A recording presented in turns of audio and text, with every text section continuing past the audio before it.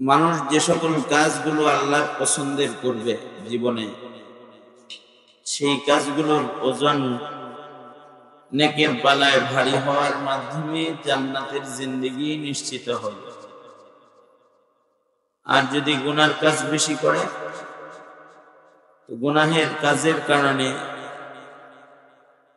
দোজখের আগুনে নিক্ষিপ্ত হইতে হবে। কারণ মানব জীবনের সকল কথা, সকল কাজ প্রকাশ্যে অপ্রকাশ্যে, গোপনে, আলোতে আধারে, বন্ধ ঘরে অথবা খোলা জনসম্মুখে মানব জীবনে যত কাজ করে, এই সব কাজগুলো যেখানে কেউ দেখে না সেখানেও একজন দেখে। যে কাজ সম্পর্কে কেউ সাক্ষী থাকে না, ওখানেও একজনের নজর বান্দার এই সব কাজ দেখতে থাকে। তিনি কে?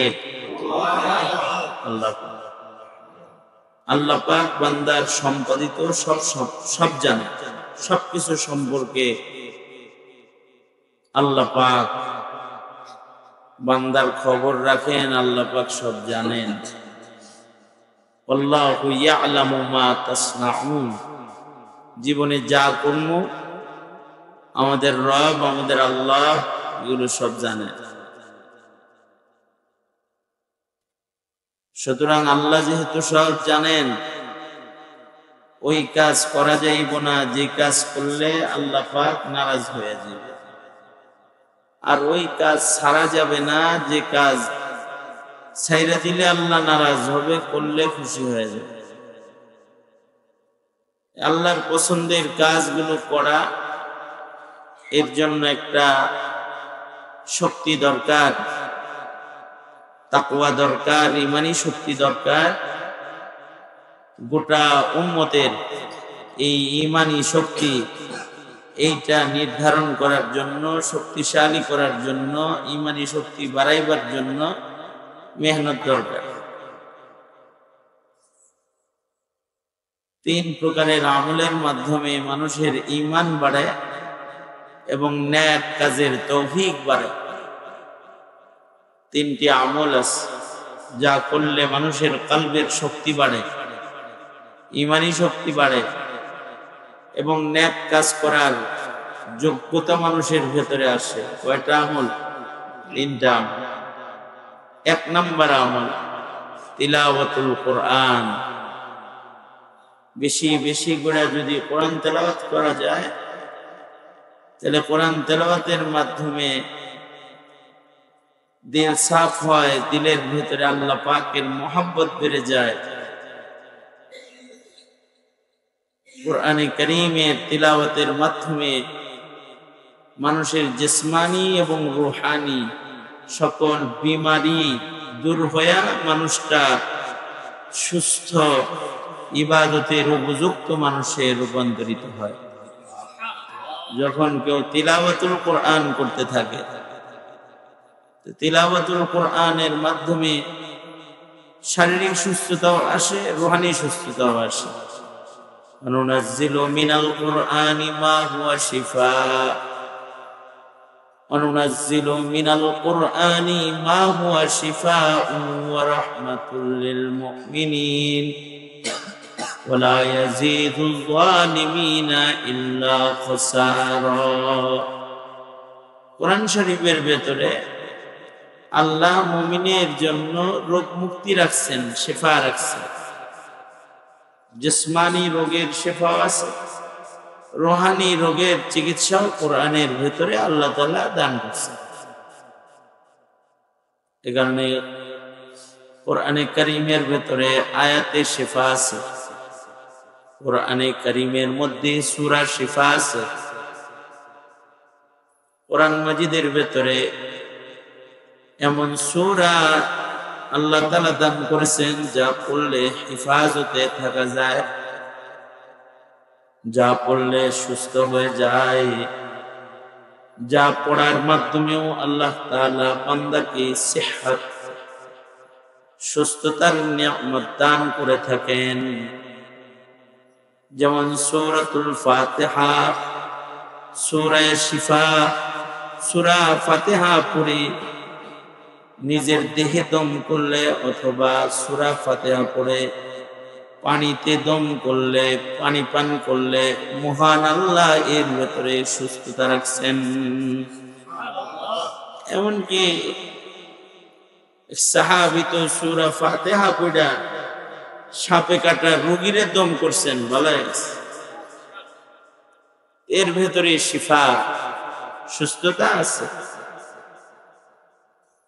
নবী আলাইহিস সালাম যখন অসুস্থ হয়ে গেছেন, তো নবীজিকে জাদু করছে, ইহুদিরা জাদু করছে। আল্লাহ তাআলা নবীজির সুস্থতার জন্য সূরা ফালাক, সূরা নাস নাজিল করেছেন। জাদুর গিট নবীজি একটা একটা করে আয়াত পড়ছেন আর গিট গুলা খুলছেন, বাস আল্লাহর রাসূল সুস্থ হয়ে গেছে। সুস্থতা কোরআনে কারীমের মধ্যে আয়াতে শিফা আছে। আয়াতগুলো পড়লে, নিয়মিত আমল করলে যে কোনো কঠিন বিমারি থেকে আল্লাহ তাআলা সুস্থতা দান করেন। এটা জিসমানি সুস্থতা। আর যদি কেউ কোরআন পড়ে তার ঈমান বাড়তে থাকে, কারণ কোরআন পড়লে আল্লাহর সাথে কথা হয়। কেউ যখন কোরআন পড়ে তো কোরআনে কারীমের তিলাওয়াতের মাধ্যমে আল্লাহর সাথে বান্দার কথা হইতে থাকে। প্রত্যেকটা হরফের ফাঁকে ফাঁকে, লাইনের বাঁকে বাঁকে মহান আল্লাহ বান্দার সাথে বসে বসে বসে কথা কয়। বুঝা পড়লেও কোরআন তিলাওয়াতের সওয়াব হয়, ফায়দা হয়। কেউ যদি না বুঝেও কোরআন পড়ে তাও তার সওয়াব হয় এবং ফায়দা হয়। অনেকে বলে যে কোরআন না বুঝে পড়লে কোনো নেকি নেই, কথা ঠিক নয়। কোরআন বোঝা আলাল কিফায়া, কিছু মানুষ বুঝবে, সবাই বুঝবে না। কিন্তু কোরআন পড়বে ফরজে আইন, সবাই পড়বে। কারণ সবার উপরে নামাজ ফরজ, কোরআন ছাড়া নামাজ হইত না। কোরআনে কারীম যদি কেউ পড়া না জানে তাহলে তার নামাজ হবে না। এই কারণে নামাজের হুকুমের আগে কোরআন পড়ার হুকুম।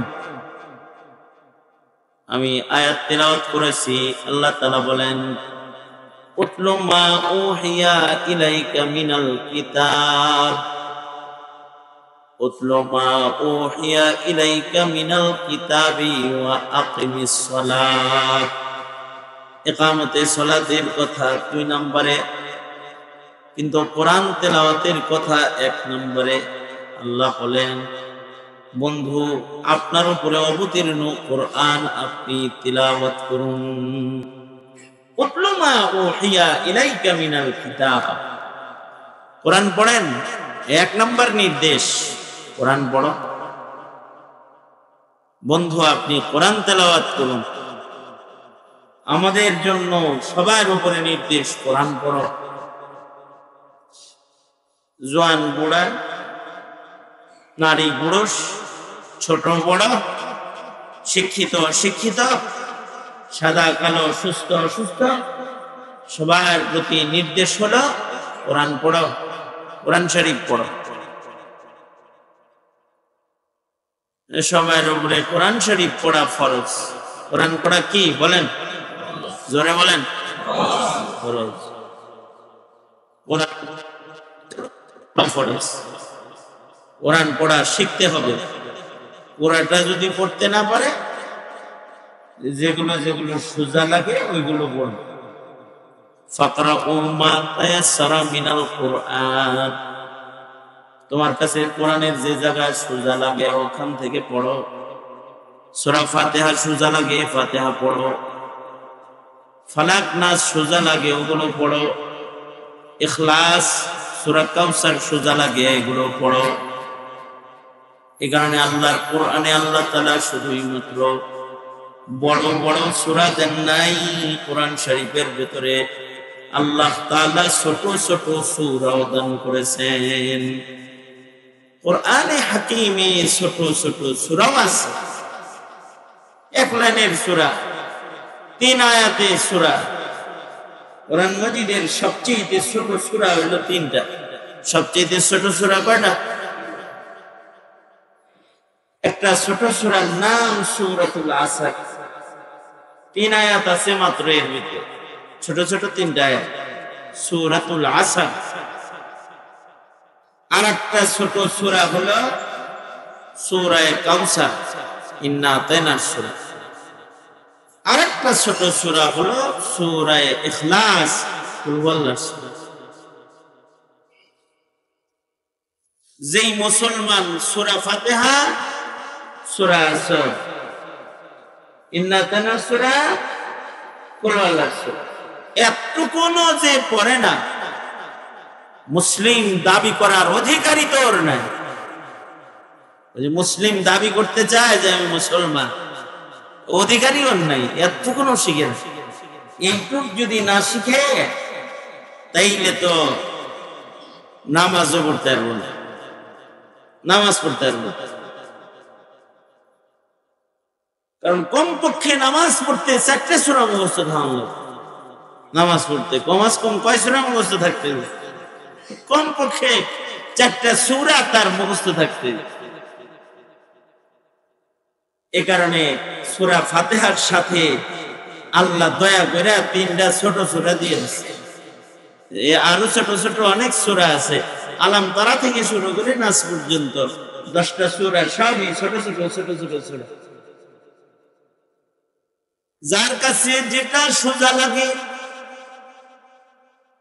এমন যদি কেউ মাত্র 3টা ছোট সূরা মুখস্থ করে তাহলে তার নামাজ পড়া সহজ হয়ে যাবে। একা একাও যদি সে থাকে কোথাও, সে নামাজ আদায় করতে পারবে।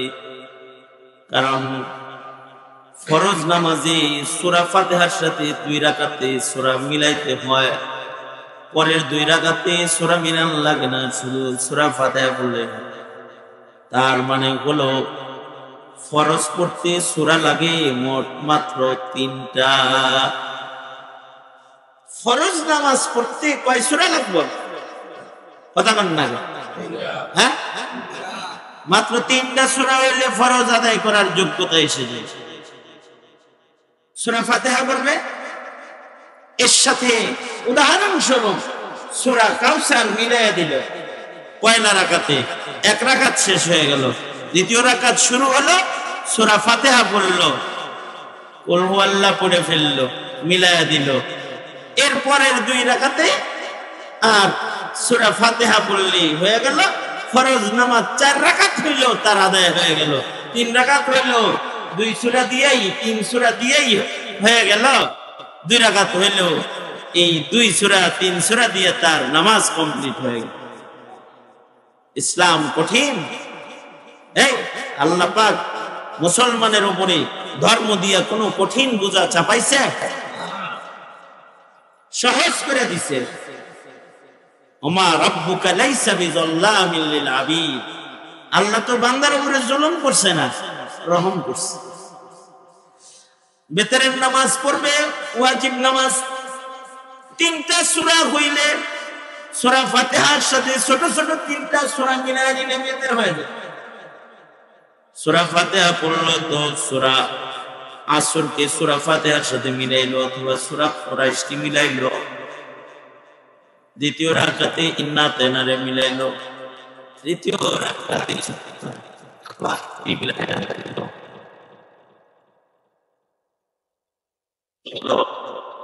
কোন কারণে কারোর যদি মাত্র 3 সূরায় মুখস্থ থাকে, আর কোন সূরা যদি তার জানা না থাকে, তারপরেও 4 রাকাত সুন্নত আদায়ের তরিকা আছে, যে মাত্র 3 সূরা দিয়েও 4 রাকাত নামাজ পড়তে পারবে। সূরা ফাতিহা পড়লো, পয়লা রাকাতে ইন্না আতাইনা পড়লো, আবার দ্বিতীয় রাকাতে সূরা ইখলাস পড়লো। 1 সুফা শেষ হয়ে গেল, দ্বিতীয় সুফা শুরু হয়ে গেল। আবার তৃতীয় রাকাতে সূরা ফাতিহার সাথে ইন্না আতাইনা পড়লো, চতুর্থ রাকাতেও যদি আবার সূরা ইখলাস পড়লো, তারপরেও তার নামাজ হয়ে যাবে। ফকিহ বলে ইসলাম কি তোমার নামাজকে কঠিন করছে? মানে সূরা ইয়াসিন পড়তে কইছে নাকি রাকাতে রাকাতে যে নামাজ কঠিন লাগবে? আমার নানি ছোটবেলায় যখন নানি বাড়ি থেকে আমি পড়াশোনা করতাম মিরপুরে, মাঝে মাঝে নানির কাছে যাইতে থাকতাম। ফজরের নামাজ হইলে কানে ধরে উঠাইতে, ওই মোল্লা ওর কানে ধরে কিন্তু উঠে আলাইছে, ওই নামাজ পড়। ছোট কিন্তু আমি নামাজ পড়তে উঠছি, নানির এক রাকাত পড়তে পড়তে আমার 4 রাকাত শেষ। বুঝেন নাই কথাটা? নানি পড়ছে মাত্র 1 রাকাত। এই তুই ঘুমাস কেন? ঘুমাস কেন? কথা আমার দিকে আমি যেন তোরে দেখি, কত সুন্দর কথা কইতেছি। এটা হাসির কথা না, হাসির কথা শুনি না, হাসা সুন্নত। একজনের সামনে হাসির কথা কইতেছে, এইরকম করে বয়ে রয়েছে, হাসিও বেড়ে যায়। আবার আরেকজনের সামনে কান্নার কথা কইতেছে, তখন হাসে। এই দুটোটা উল্টা কাম, এটা পাগলের লক্ষণ। কি ঠিক না কথা? আমারে ধরছে, আই মোল্লা আমার মাত্র 1 টাকা দিয়েছে, তো 4 টাকা কেমনে শেষ হইল? আচ্ছা নানি, এই মৌলবীদের সাথে পেঁয়াজ লাগানোর দরকার আছে আপনার?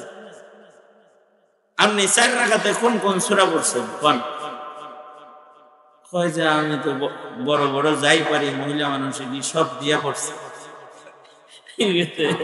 এত বড় বড় সূরা পড়লে আপনার তো দেরি লাগবে। আর আমি পড়ছি হলো ইন্না আতাইনা আর কুল হুয়াল্লাহ। আমার তো আপনার ওই সূরা জিলজাল পড়তে পড়তে তো আমার 2 রাকাত শেষ।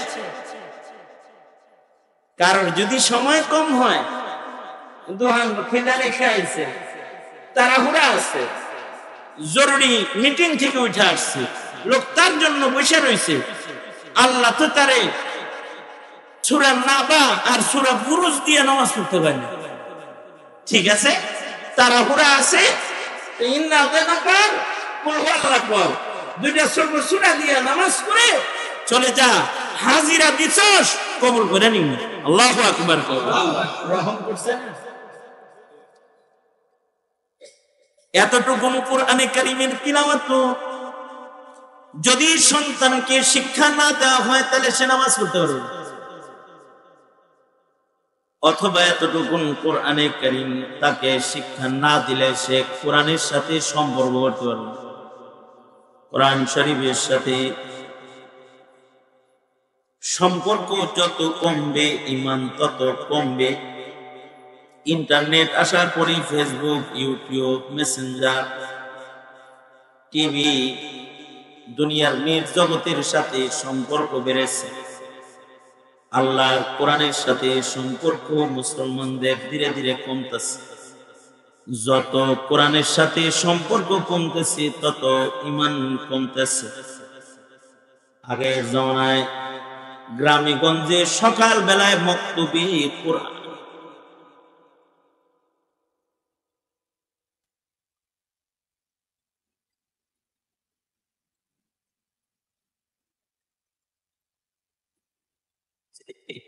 এবার সব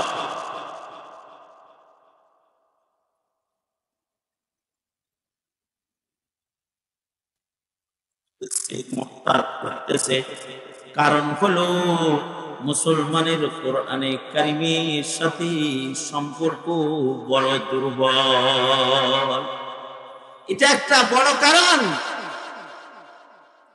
1 নাম্বার কারণ, নিজেরা কোরআন শরীফ পড়বো ইনশাআল্লাহ। বলেন জোরে করে।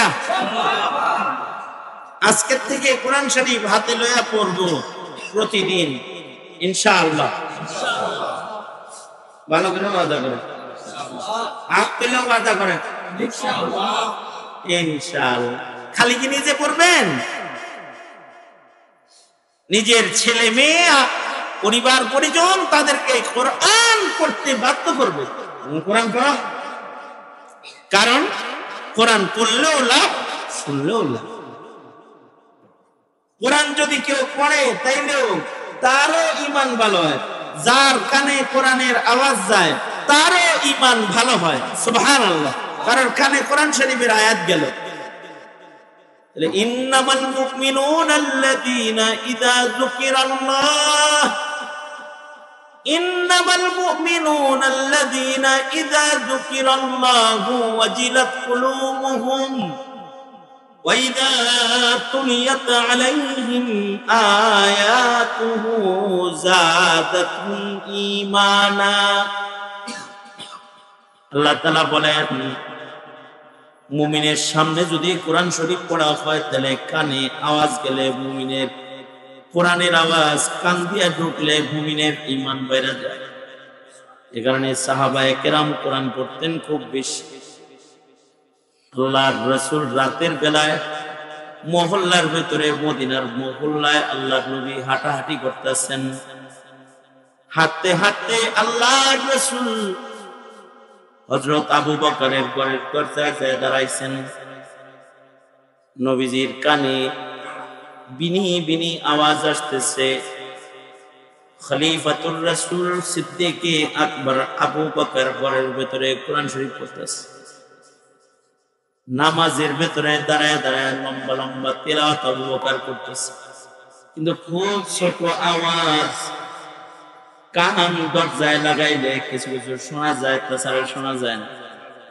খুব আস্তে আস্তে আবু বকর কোরআনে কারীমের তিলাওয়াত করতেছে। রাত ফুরায় যাইতেছে, আবু বকরের নামাজের তিলাওয়াত করাইতেছেন, এত লম্বা করে পড়তেছে। হাঁটতে হাঁটতে আল্লাহর নবী রাতের বেলায় উমরের ঘরের দরজায় গেছে। যায়া দেখে নবীর সাহাবী উমর তারা কোরআন পড়তেছে।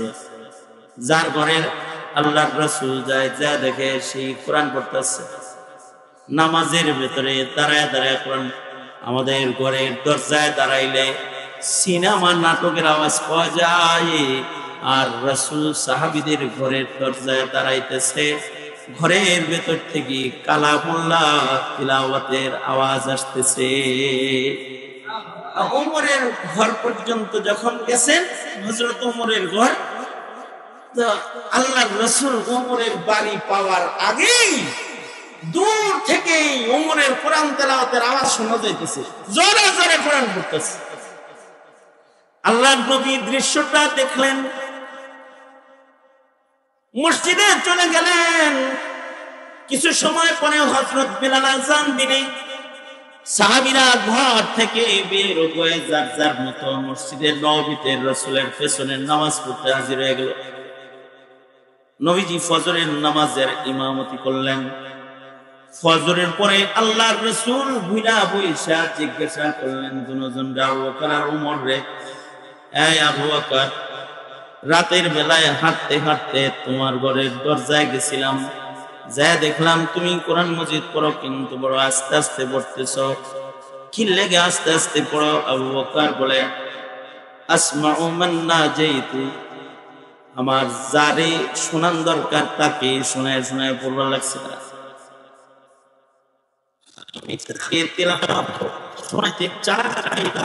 শোনাইতেছিলাম, তিনি হলেন আমার আল্লাহ। আল্লাহরে কোনো কিছু শোনাইতে এত জোরে আওয়াজ করা লাগে না। এ কারণে আল্লাহরই তো শোনাইতেছি, জোরে পড়ার দরকার কি? আল্লাহ পাক তো আস্তে হইলেও শোনেন, আস্তে শোনেন না? আল্লাহ পাক যেমন সব দেখেন, বাসীর, আল্লাহ পাক সামির, সামিউম বাসীর। আল্লাহ পাক সব দেখেন, আল্লাহ পাক সব শোনেন। আল্লাহু আকবার বলেন, সব শোনেন। অন্ধকার রাত্রে কালো পাথরের উপরে কালো পিপিলিকা ছোট ছোট কালো কালো পায়ে হাঁটে। মহান আল্লাহ এই কালো পিপিলিকার কালো পায়ের ছোট ছোট কদমটাকেও দেখেন। শুধু দেখেন না, এই পিপিলিকার পায়ের আওয়াজ মহান আল্লাহ শোনেন, আমরা শুনি না। আমাদের কানের গোড়া দিয়ে হাঁটলে কি আমরা আওয়াজ শুনি? কিন্তু মহান আল্লাহ তো সব শুনেন। আবু বকর বলে সরকার, যারে শোনার দরকার তিনি তো শুনতেছে, তাই আস্তে আস্তে পড়তেছে। হযরত ওমরকে বললেন, ওমর তুমি এত জোরে পড়তেছিলা কেন, তুমি বলো। হযরত ওমর বলে, নিজে পড়তেছিলাম আর কোরআন জোরে পড়ে পড়ে ঘুমন্ত মানুষদেরকে ঘুম থেকে জাগাইতেছিলাম, তাদেরকেও কোরআন পড়ার দাওয়াত দিতেছিলাম।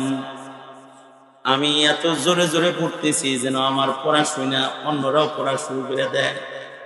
দুজনের মাকসাদ বড় সুন্দর। আল্লাহর রাসূল বললেন, ঠিক আছে, দুজনের বক্তব্য সুন্দর, কিন্তু আবু বকর তুমি আওয়াজ বেশি ছোট করে বলাইছো, তুমি একটু বাড়ায়া দিবা। আর উমর তোমার আওয়াজ বেশি উঁচা হয়ে গেছে, এটা আর একটু নিচে নামায়া দিবা, একটু বাড়াইবা যেন তোমার পড়াটা স্পষ্ট শোনা যায়। কারণ শুনলেও তো লাভ আছে। ওই যে যা তুমি ইমান বেড়ে দিব। আর ওমর তুমি আরেকটা আসতে পড়বা, যাতে অসুস্থ রোগী গুলার কষ্ট না হয়। কিছু মানুষ আছে বেশি করে আওয়াজ করলে তার কষ্ট হয়, তুমি একটু ছোট করবা আর তুমি একটু উঁচা করবা। উঁচা করতে কয় কেন? যেন আরেকজনের কানে আওয়াজ যায়। আরেকজনের কানে আওয়াজ গেলেও লাভ হবে, তার ঈমান বেড়ে যাবে। ঘরে যদি আপনি বাপ হয়ে কোরআন শরীফ পড়েন, ছেলে মেয়ের কানে কোরআনের আওয়াজ গেলে ঈমান বাড়বে না? কথা বলেন না কেন? ঈমান বাড়বে না? আপনার বিবিরে যদি বলেন প্রতিদিন সকাল বেলায় আমার ঘরে কোরআন পড়বা, আমার বাচ্চাদের কানে যেন বাদ্যযন্ত্র দুনিয়ার আওয়াজ যাওয়ার আগে যেন আল্লাহর কালামের আওয়াজ সকাল বেলায় যায়, তার ঈমান বাড়বে না? ঈমান বাড়বে। এখন তো বাচ্চাদের কানে কোরআনের আওয়াজ যায় না ঠিক, কিন্তু বাদ্যের আওয়াজ যায়। মোবাইল আসার পরে একটা বাচ্চাকে খানা খাওয়াইতো মায়েরা নাটক, সিনেমা, কার্টুন ছেড়ে দিয়া সন্তানের হাতে ধরাইয়া ওরে একদিক দিয়ে দেখায় আর একদিক দিয়ে গিলায়। এ আমল করতেছে। কানের মধ্যে দুষ্ট আওয়াজ বেশি। আল্লাহর ইচ্ছা হলো মুসলমানের কানে ভালো আওয়াজ যাবে আগে। এই কারণে জন্মের সাথে সাথে তার কানে আজান আর ইকামতের আওয়াজ দেওয়া হয়, আল্লাহর নামের আওয়াজ। আল্লাহু আকবার বলেন। কানে আল্লাহর নামের আওয়াজ দিন। আর বড় হইলেই তার কানে কোরআনের আওয়াজ দিন। আল্লাহ তার রাসূলকে বলতেছেন, উম্মতের কানে কোরআনের আওয়াজ দেন। উতলু মা উহিয়া ইলাইকা মিনাল কিতাব। এতে লাভ। আমরা সারা বছরে কোরআন হাতে নিতে পারি না, পড়তে পারি না, এত অনীহা আমাদের। আর হযরত উসমান এত বেশি কোরআন পড়ছেন, 2 রাকাত নামাজে 1 খতম কোরআন শরীফ পড়া শেষ করছেন। 2 রাকাত নামাজ।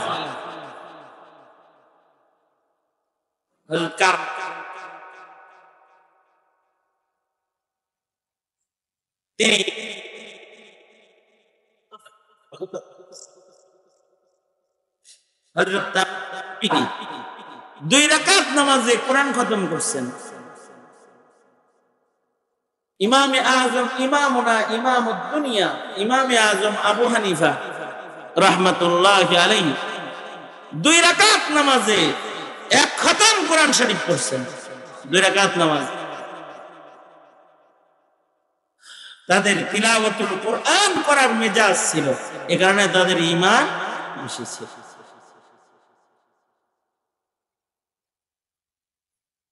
ইসমাইল শহীদ রহমতুল্লাহি আলাইহি একবার এক এলাকায় গেছেন, দেখেন ওই এলাকায় বেশ্যাখানা,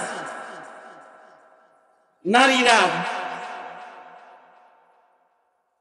গান গায়, নাচে, মানুষের চরিত্র নষ্ট করে এমন নারীরা একটা এরিয়া দখল করে থাকে। যে দেখে ইসমাইল শহীদ রহমতুল্লাহ আলাইহি এই বেশ্যাখানার গেটে চলে গেলেন ভিক্ষুকের বেশে, যে বেশ্যাখানার দরজায় দাঁড়ায় বললেন, আল্লাহর নামে কিছু দাও, আল্লাহর নামে দাও। বেশ্যাখানার গেট যেটা, এটা হচ্ছে ইসমাইল শহীদ রহমতুল্লাহর কাছে ভিক্ষা লইয়া চাইলে হয়েছিলেন। ইসমাইল শহীদ রহমতুল্লাহ আলাইহি তিনি বললেন, আমি যার তার ভিক্ষা নেই না, যে আমার গান শুনে আমি তার ভিক্ষা নেই। কি করছে? যে আমার গান শুনবে আমি তার ভিক্ষা নিব, যারা আমার কান শুনে তার ভিক্ষা আমি নেই, যারা আমার কান শুনে না তাদের ভিক্ষা লই না। বেশ্যাখানার যে সর্দার নিয়ে বেশ্যাদেরকে সবাই ডাক দিয়ে কয়, আশ্চর্য একটা ভিক্ষুক আইছে, যে ভিক্ষুকে মাগনা মাগনা করে গান শুনাইব, ভিক্ষা দিলাম নেয় না, বলে ভিক্ষা নিব না যতক্ষণ পর্যন্ত আমার গান না শুনবা। আয় রে আয়, কারা আসর গান শুনবি তাড়াতাড়ি আয়। সব মিলা এক জায়গায় একত্রিত হয়েছে। আর এবার ইসমাইল শহীদকে বলে গান গাওয়ার জন্য। তো ইসমাইল শহীদ রহমতুল্লাহ আলাইহি তিনি গেটের সামনে তারা লম্বা করে সুন্দর করে কোরআন তেলাওয়াত শুরু করছে। এত সুন্দর করে কোরআন তেলাওয়াত করতেছে যে কোরআনের তেলাওয়াত এই মহিলাদের নাচ গান গায়, এমন মহিলাদের কানে যাওয়ার পরে কোরআন তেলাওয়াত এত সুন্দর লাগতেছে, বাদ্যযন্ত্র দিয়ে জীবনে অত মজা তারা পায় নাই। ইসমাইল শহীদের কোরআন তেলাওয়াত দিয়ে যত মজা পাইতেছে, এক সময় কোরআন শুনতে শুনতে তাদের চোখের পানি বের হয়ে গেছে, আবেগ আপ্লুত হয়ে গেছে। ইসমাইল শহীদ রহমতুল্লাহ আলাইহি এই নারীদেরকে বললেন, যেই রবের কালাম শুই না তোমরা কান্দো, ওই রবের সাথে দেখা হইলে না জানি তোমাদের কি হবে। তোমরা কি তোমাদের গুনাহ কাজগুলা ছাড়তে পারো না, আর রবের মুলাকাত কি করতে পারো না? তারা বলে, তওবা করতেছি, রবের সাথে দেখা করব। ইসমাইল শহীদ বলে, রবের সাথে মুলাকাত করতে হইলে ওযু করো, আর কিবলামুখী হও, আর রবের কদমে সিজদা দিয়া নামাজ পড়ো। এই কোরআন তেলাওয়াত শোনায়া বদকারকে তওবা করায়া ফেলাইছে ইসমাইল শহীদ রহমতুল্লাহ আলাইহি। ওনার কোরআন তেলাওয়াতের তাফসীর হওয়াটাই স্বাভাবিক, কারণ উনি ওলি বুজুর্গদের ভিতরে এমন ছিলেন যার কসম পুরা হয়েছে। লাউ আকসামা আলাল্লাহি লা আবাররা, কিছু মানুষ আছে তারা কসম করলে তাদের কসম করা হয়। ইসমাইল শহীদ যুদ্ধের ময়দানে বালাকোটে কসম খাইছেন, ওয়াল্লাহি লা আকতুলান্নাক, ওনার কসম আল্লাহ পূরণ করছেন। যে দুশমনরা ওনার গর্দান কাটা ফেলছে ঠিক, কিন্তু উনি মাথা ছাড়া যুদ্ধের ময়দানে যুদ্ধ করছেন, মাথা ছাড়া যুদ্ধ করছেন। সুতরাং কোরআন পড়বেন, নিজের কোরআনের তেলাওয়াত ঘরের লোকদের কানে পৌঁছাইবেন ইনশাআল্লাহ। বলেন তাতে কি হবে? যাদাতুম ঈমান। কোরআন শরীফের অলৌকিকত্ব হলো, কোরআনে কারীম যদি কাফের কেউ শোনানো হয় তাও লাভ আছে। কাফেরদেরকে যদি কোরআন শোনানো হয় তাহলে কাফেরদের হৃদয়ের ভিতরে ঈমান ঢুকে যায়, মুশরিকদের কুফর হৃদয় থেকে পড়া যায়। আল্লাহর রাসূল জোরে জোরে যখন কোরআন পড়তেন, নবীজির কণ্ঠের কোরআনে কারীমের তিলাওয়াত শুনে শুনে বহু কাফের নবীজির হাতে হাত রেখে কালেমা পড়ে মুসলমান হয়ে গেছে। এই কারণে সকলে কি আল্লাহ তাআলা বলে, কোরআনে কারীমের তিলাওয়াত পড়ো, বন্ধু কোরআন পড়ুন। তার মানে বন্ধুর উম্মতেরা তোমরাও বেশি বেশি কোরআন পড়ো। ছোট ছোট সূরাও পড়া যায়, নবীজি উৎসাহ দিয়া বলে সূরা ইখলাস একবার পড়বা 10 পারা কোরআন পড়ার সওয়াব পাইবা, 2 বার পড়বা 20 পারা পড়ার সওয়াব পাইবা, 3 বার পড়বা 1 খতমের সওয়াব পাইবা, 6 বার সূরা ইখলাস পড়বা 2 খতমের সওয়াব পাইবা, 9 বার সূরা ইখলাস পড়বা 3 খতমের সওয়াব পাইবা। আর 10 বার যদি এক বসায় সূরা ইখলাস পড়ো তো মহান আল্লাহ জান্নাতের ভেতরে তোমাকে একটা প্রাসাদ নির্মাণ করে দিয়ে দিবে, যে এটা তোর বাড়ি, বাড়িটা দিয়ে দিবে। কি বললে? সূরা ইখলাস পড়লে। আমরা তো ইখলাসও পড়তাম চাই না।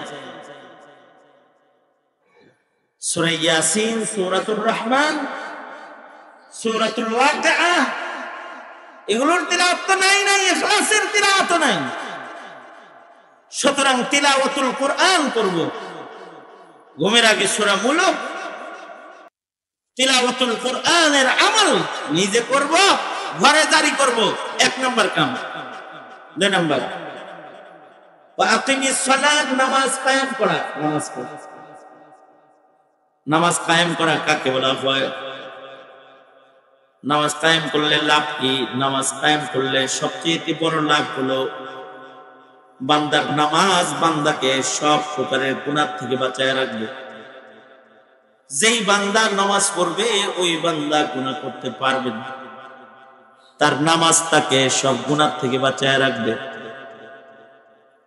কিন্তু শর্ত আছে, নামাজের ইকামতের শারায়েত পুরা হইতে হইব, অর্থাৎ শুদ্ধ করে নামাজ পড়তে হইব, ওয়াক্ত মতো নামাজ পড়তে হইব, সহি শুদ্ধ করে নামাজ পড়তে হইব, ওয়াক্ত মতো নামাজ পড়তে হইব, মসজিদে যায় নামাজ পড়তে হইব। পাশে মসজিদের পাশে বাড়ি বাড়ি নামাজ পড়লে নামাজ হইব না। সাহাবী নবীর কাছে ঘরে নামাজ পড়ার অনুমতি চাইছে। আল্লাহর নবী বৃষ্টি হইলে রাস্তায় কাদা হয়ে যায়, মসজিদে আইতে পারি না, আমি কি ঘরে নামাজ পড়তে পারি? নবী বলে পারো না। তবে নবীজি একবার গেছেন তার বাড়িতে, যা দেখে আসলে বৃষ্টি হইলে পানি জমে যায়। আল্লাহর রাসূল তার ঘরের ভেতরে দাঁড়ায় নামাজ পড়ে তার ঘরটাকেই মসজিদ বানায় দিয়েছেন, কারণ জমানার পয়গম্বর যেখানে নামাজ পড়ে ওটা মসজিদের হুকুম লেগে যায়।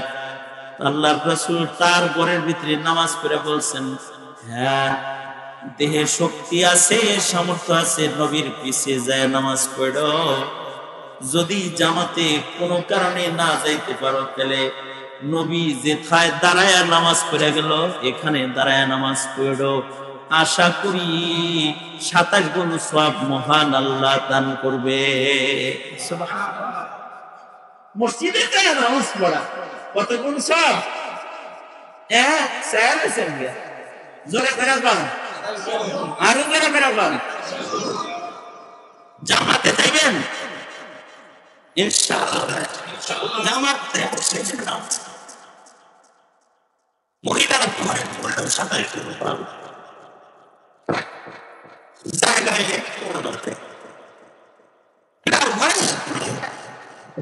নামাজের মুসল্লা বানায় এই জায়গাটা নামাজ পড়ার জায়গা। এখানে নামাজের আগের জমানার মানুষের ঘরের ভিতরে নামাজের চৌকি থাকতো, ইদানিং ছবির জ্বালায় আর মূর্তি টিভির জ্বালায় যায় নামাজ বিছানার জায়গাও নাই, ঠিক না? এখন তাই হয়েছে না? আর আগে নামাজের চৌকি ছিল মহিলাদের আলাদা ঘরের ভেতরে, স্বামীরা বানায় দিতে। আর আমনে টিভির স্ট্যান্ড কিনা দিছে, কোন জায়গাটায় টিভি লাগাইবো খুব সুন্দর করে সকেট ফকেট লাগাই দিছে, কিন্তু জায়নামাজ কই বিছাইবো এইটা বাড়ি বানানোর সময় নির্ধারণ করে দেন নাই। এই জায়গায় জায়নামাজ বিছায় আমার ঘরে নামাজ পড়বে আমার মেয়ে, বানান নাই। কেন বানান নাই? ঘরের ভিতরে নামাজ পড়ার মুসাল্লা বানান, নারীরা সেখানে নামাজ পড়বে। 27 গুণ সওয়াব, সুবহানাল্লাহ। পুরুষরা মসজিদে আসবে, 27 গুণ সওয়াব। ওয়াক্ত মতো নামাজ না পড়লে সওয়াব কমে যায়। ফজরের ওয়াক্তে ফজর পড়তে হয়, যোহরের ওয়াক্তে যোহর পড়তে হয়, আসরের ওয়াক্তে আসর, মাগরিবে মাগরিব, ইশা ইশা, এমন কি বেতের ওয়াক্তে বেতের, কেউ যদি এশার আগে ভিতর করে আদায় বলেন, এমনকি সুন্নতের ওয়াক্তে সুন্নাত, কেউ যদি ইমাম নামাজ শুরু করে দিছে তখন সুন্নত পড়ে, তার সুন্নত হয় না। জোহরের জামাত শুরু হয়ে গেছে, এক রাকাত সুন্নত পড়ছে কিন্তু জামাত স্টার্ট হয়ে গেছে, তো সুন্নতের ওয়াক্ত ক্যান্সেল হয়ে গেছে। আগে নামাজ পড়বে তারপরে সুন্নত পড়বে। তবে একটা সুন্নত আছে, জামাত চলাকালীনও পড়া যায় যদি জামাত ধরার নিশ্চয়তা থাকে। অর্থাৎ ফজরের সুন্নত দ্বিতীয় রাকাতের রুকু ধরার আগে যদি সুন্নত কেউ শেষ করতে পারে তাইলে পড়বে। আর যদি জামাত তরফর ভয় থাকে তাহলে সুন্নত ছাইড়া দিবে, কিন্তু ফরজ নামাজের জামাত ছাড়বে না। তারপরে জামাতের আহমিয়ত আছে। সরকারের দায়িত্ব হলো জামাতের নামাজ কায়েম। যেই হুকুমত নামাজ কায়েম করে না, নামাজের যত্ন যে হুকুমত নেয় না, এই হুকুমত শরীয়ত ইসলামিয়া না, হুকুমত ইসলামিয়া না। দেশের মুসলমানদের উচিত জমিনে হুকুমত ইসলামিয়া কায়েম করে নামাজ প্রতিষ্ঠা করা। নামাজ প্রতিষ্ঠা করলে বাটপারের সংখ্যা একাই কমে যাবে। আর যদি নামাজ প্রতিষ্ঠা না হয়, আইন কইরা বাহিনী কইরা সিসি ক্যামেরা লাগায়া বাটপারি বন্ধ করতে পারতেন। কারণ নামাজই মানুষকে সকল প্রকারের গুনাহ ও পাপাচার থেকে বাঁচায় রাখে। এখন একটা সময় আসছে নামাজ কায়েমকারী সরকারকে মসনদে দেওয়া। কারণ আওয়ামী লীগ সরকারের পতন হয়েছে একটা কারণ, দুইটা কারণ। একটা হলো জুলুম আর একটা হলো ধর্মদ্রোহিতা, ধর্মের দুশ্মন লালন পালন। ইসলামকে জমিন থেকে সরায়া হিন্দুত্ববাদ প্রতিষ্ঠার অপচেষ্টা, এই অপরাধে শেখ হাসিনারে পালায়া যাওয়া লাগছে, হেলিকপ্টারে যেটা পালায়া যেতে। সামনের সময়ে যারা এই দেশে আসবে তাকেই ভোট দেওয়া চাই, যে নামাজ কায়েম করবে, যে ইসলামের দুশ্মন। ওরা নির্বাচনে দাঁড়ানোর অধিকার আর নাই, টাকা থাকলে কি হবে তার? ইসলামের কথা বলতে হবে, ইসলাম কায়েম করার মানসিকতা থাকতে হবে, তাইলে মুসলিম সমাজের নেতা হওয়ার যোগ্য। সময় আছে ইসলাম প্রতিষ্ঠা করার, আলেমদের সাথে থাকবেন ইনশাআল্লাহ বলেন। দুই নাম্বার হলো নামাজ কায়েম, তিন নাম্বার হলো বেশি বেশি জিকির করা। জিকির বড় দামি ইবাদত, যত জিকির করবেন যার জিকির বেশি তার হৃদয় পরিষ্কার বেশি।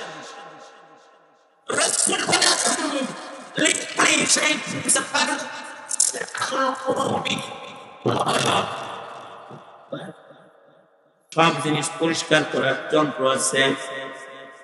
কলব পরিষ্কার করার একটা যন্ত্র আছে, কলব পরিষ্কার করার যন্ত্র হলো লা ইলাহা ইল্লাল্লাহ, লা ইলাহা ইল্লাল্লাহ, লা ইলাহা ইল্লাল্লাহ।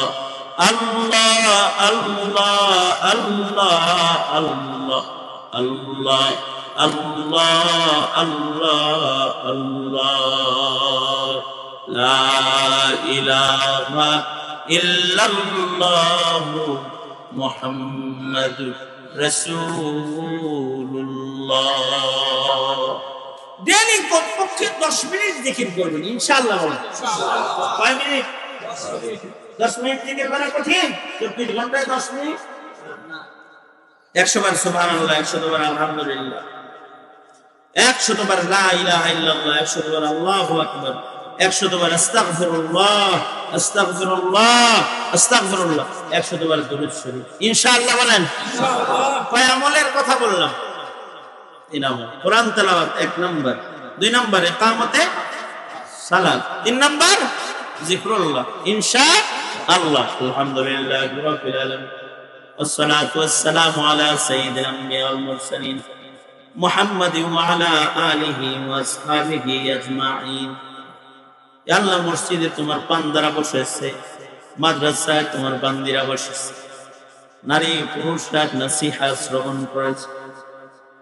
রব্বুল আলামিন কুরআন তেলাওয়াত, ইকামতে সালাত ও জিকিরের বিষয়ে কিছু কথা তোমার বান্দাদের কানে পৌঁছায় দিয়েছে। ভিক্ষুকের মতো দুইটা হাত কাঙ্গালের মতো বাড়ায় ধরেছে। আমাদের জিন্দেগীর সব গুনাহের জন্য তোমার কাছে অনুতপ্ত, লজ্জিত হয়ে মাপ চাই। জাহানের মালিক আল্লাহ, মেহেরবানি করে আমাদের জিন্দেগীর সব গুনাহ তুমি মাফ করে দাও আল্লাহ। মাহে মুহররম চলছে, মুহররমের ইজ্জত আজমত রক্ষা করার তৌফিক দান করো ইয়া আল্লাহ। মুহররমুল হারামের নফল রোজার আমল করার তৌফিক দান করো।